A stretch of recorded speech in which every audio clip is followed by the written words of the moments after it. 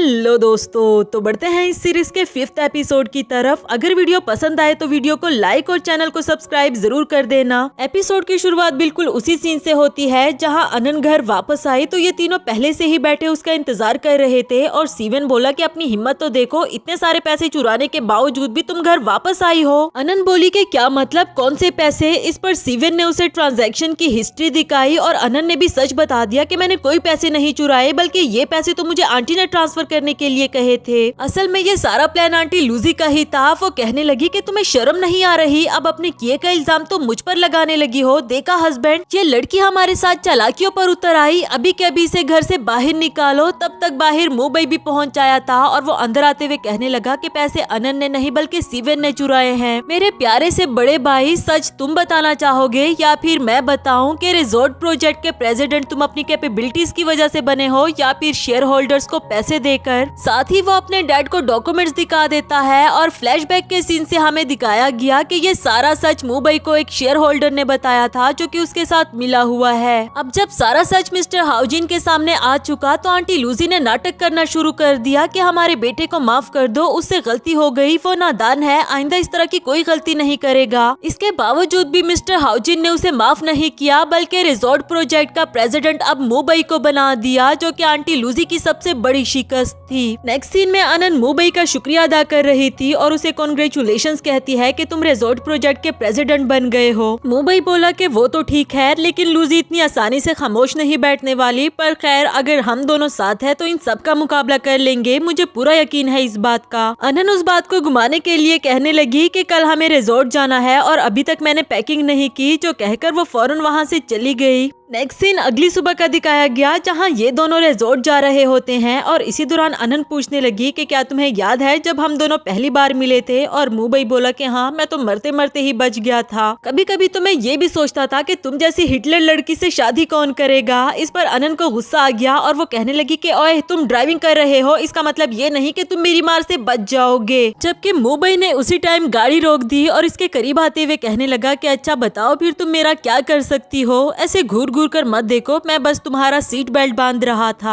अनन उसे अपने इतने करीब देखकर काफी ज्यादा नर्वस हो गई थी। इसके बाद दोनों रिजॉर्ट पहुंच जाए थे और एक दूसरे के आमने सामने वाला रूम ले लेते हैं। मुंबई काफी ज्यादा खुश भी था क्योंकि धीरे धीरे से उसे हाफ फैमिली का कंट्रोल चाहिए और वो अपने पहले स्टेप में कामयाब हो चुका। इसी खुशी में वो अनन से कहता है कि मिस्टर मैंग तो अभी तक आए नहीं, तो चलो थोड़ा सा बाहर घूम फिर कर आ जाए। अनन भी उसके साथ जाने के लिए मान गई और इसके बाद दोनों को बाईसाइकिल पर दिखाया गया। अनन भी साइकिल को सीखना चाहती थी, जिसमें मुंबई उसकी हेल्प करने लगा, लेकिन ये उसके बस की बात नहीं होती और यहाँ मुंबई उसे ताना मारते हुए कहता है कि तुम एक साइकिल नहीं चला सकती तो इतना बड़ा रिजॉर्ट कैसे चलाओगी। यहाँ भी वो अनन से मार खाते खाते बच गया। इसके बाद दोनों साथ टाइम स्पेंड करने के लिए रिवर साइड पर बैठ जाते हैं और आपस की काफी सारी बातें की। अब दोनों ही एक दूसरे को अच्छे से समझने लगे थे। मिस्टर मैंग तो अभी तक नहीं आए, लेकिन ये दोनों खुद ही रात को रिजॉर्ट वापस आ जाते हैं। यहाँ अनन ने मुंबई को अंदर जाने के लिए कहा कि मैं कुछ देर के लिए अकेले वॉक करना चाहती हूँ। वो बोला कि मैं भी तुम्हारे साथ चलता हूँ, मगर ये कहने लगी कि नहीं, तुम अंदर जाओ। आफ्टर दैट वॉक के दौरान अनन ने देखा कि कोई स्विमिंग पूल में डूब रहा है और जब वो उसे बचाने के लिए गई तो यहाँ पर कोई भी नहीं था, जो देखकर वो थोड़ी हैरान हो गई। तभी उसे कोई लड़का पाँव से पकड़कर स्विमिंग पूल में गिरा देता है और हम देखते हैं कि वो लड़का कोई और नहीं बल्कि मिस्टर मैंग का बेटा मैंग जियाओ था। अनन को बचाने के बाद साथ ही उसे कहने लगा कि तुम बहुत प्यारी हो, जबकि अनन को इस पर बहुत ज्यादा गुस्सा था और इसे पागल कहकर वहाँ से चली गई। मैंग जियाओ की तो अभी भी उससे आंखें नहीं हट रही थी। इसके बाद अनन को जब मुंबई ने देखा तो उसे पूछने लगा कि ये क्या हुआ, जबकि अनन ने तो उसे भी गुस्से में काफी सारी बातें सुना दी और अपने रूम में चली गई। वो बेचारा तो हैरान परेशान खड़ा देख रहा था कि आखिर मैंने क्या किया। इसके बाद सुबह का सीन दिखाया गया। मुंबई को मेडिसिन लाते हुए देखकर अनन ने उसे सॉरी किया कि रात को मेरा मूड ठीक नहीं था, इसलिए मैंने तुम्हें भी काफी बातें सुना दी, और वो बोला कि कोई बात नहीं, मैं तुम्हारे मूड स्विंग्स को बहुत अच्छे से जानता हूँ। खैर, तुम्हें मिस्टर मैंग के साथ मीटिंग के बारे में ज्यादा परेशान होने की जरूरत नहीं, ये फ्लू की मेडिसिन है, इसे ले लेना और अच्छे से नाश्ता भी कर लेना, जो कहकर वो चला गया। इसके बाद दोनों मिस्टर मैंग के साथ मीटिंग करने के लिए आए थे, मगर यहाँ आकर देखने पर पता चला कि वहाँ मिस्टर मैंग का बेटा मैंग जियाओ बैठा हुआ है। खैर, मुंबई ने तो उसे पहली बार देखा और उसे अच्छे से बात करना चाहता था, जबकि मैंग जियाओ उसे मुंह लगाए बगैर अनन से बात करना शुरू कर देता है और उसकी तरफ हाथ बढ़ाया। उसने भी हाथ मिलाने से इनकार कर दिया था, ये कहते हुए कि मुझे फ्लू है, क्यों ना हम बैठ के आपस में रिजॉर्ट की बात करें। फिर जैसे वो दोनों आपस में बात कर रहे थे, आखिरकार मुबई भी पूछने पर मजबूर हो गया कि क्या तुम दोनों एक दूसरे को पहले से जानते हो। इसका जवाब फौरन से मेंग जियाओ ने दिया कि तुम यूँ समझो कि हमारा एक दूसरे के साथ जीने मरने का साथ है। मुबई बहुत ज्यादा जेलस हो गया था और जब अनन ने उसे कहा कि तुम्हें मुझे मिस अनन कहने की जरूरत नहीं बल्कि सीधा सीधा अनन कहो, अब तो उसकी जेलसी की इंतहा नहीं थी। जाते जाते मेंग जियाओ अनन से पूछने लगा कि क्या हम साथ में डिनर करें। इस पर मुबई ने फौरन से उसके लिए लिफ्ट का डोर ओपन किया कि आपको जाना चाहिए क्योंकि हम दोनों आपस में कुछ डिस्कस करना चाहते हैं। उसे यहाँ से भेजने के बाद मुबई अनन से पूछ रहा था कि तुम दोनों एक दूसरे को कैसे जानते हो और वो बोली कि तुम्हें इससे क्या लेना देना, क्या तुम जेलस हो रहे हो। वैसे तो वो जेलस हो ही रहा था मगर अनन से कहने लगा कि भला उसका मुझसे क्या मुकाबला, मैं उस जैसे लड़के से क्यों जेलस होऊंगा। हम दोनों पार्टनर है तो एक दूसरे का ट्रस्ट कायम रखने के लिए हमें एक दूसरे से कुछ छुपाना नहीं चाहिए। अब अनन ने भी उसे सब कुछ सच सच बता दिया था कि कल रात क्या हुआ। सब कुछ जान लेने के बाद मुबई बोला कि अच्छा तो तुम्हें फ्लू उसकी वजह से हुआ था, खैर तुम मेडिसिन ले लेना और अपना अच्छे से ख्याल रखो।